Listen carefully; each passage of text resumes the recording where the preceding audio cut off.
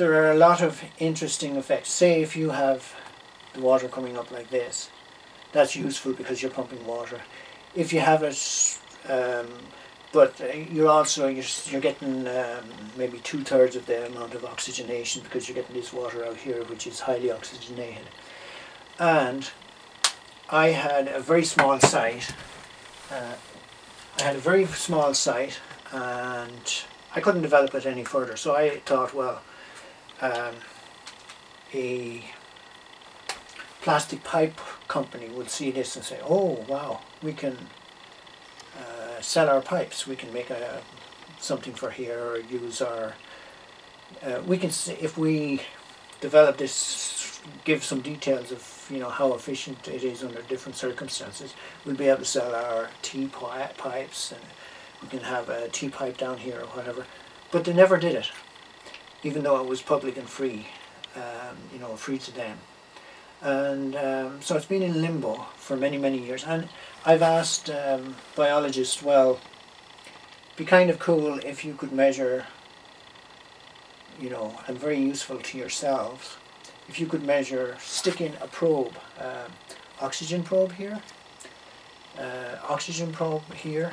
and find out how much oxygen is how much extra over the natural circumstances is being dissolved here. And there's also another thing.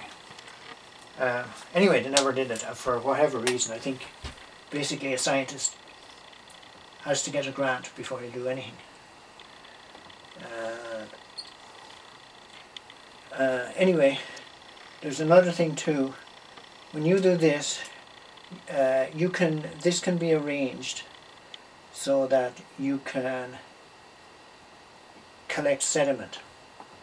Now you may think that's a stupid idea, but sediment, what comes down through a water, a stream or a river, or even a very big river, there's a lot of sediment in it. And sediment is sand and clay and silt.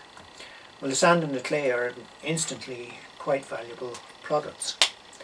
So this particular thing could be used to collect sand and clay. And I'm just amazed that up until this year nobody has touched this. And because everywhere in the world fish are under pressure in their in the rivers and streams, and scientists are running around like headless chickens looking for ways to save the fish, and they won't. You can't get people to just stick a probe into, and this is, universities, technical colleges, aquaculture scientists, the whole works. They're absolutely, I don't know what's wrong, but something is just kind of stupid in the world of science, and commercial people too, because if I was into pipe manufacturing, I would, say, oh, there's a way to sell our pipes, because one of these would, you don't actually need this pipe here, but this part down here could be made with a couple of, I actually found myself that best thing up here is just to have it to flow in with no pipe joiner there at all. But down here you could have one of these teas, or a swept tea. You could have three, you could sell three junctions, three tea pipe junctions, if you to do this piece here, or you could design your own part for it. And they didn't do it. I'm mystified. Plus, like pumping, like this, the first one of these I made, I only went down, I think it was about 4 feet in the water. I have the book where I kept my records from way back then. It sent water up 5 meters. It didn't go quick or anything, but it sent water 5 meters high. And they're not interested, and I think it's a dereliction of duty, to be quite honest, that they didn't do anything about this in all this time. But maybe some of you guys will look at it and say, look up the Tromp and airlift pump. And, oh yeah, by the way, Wikipedia,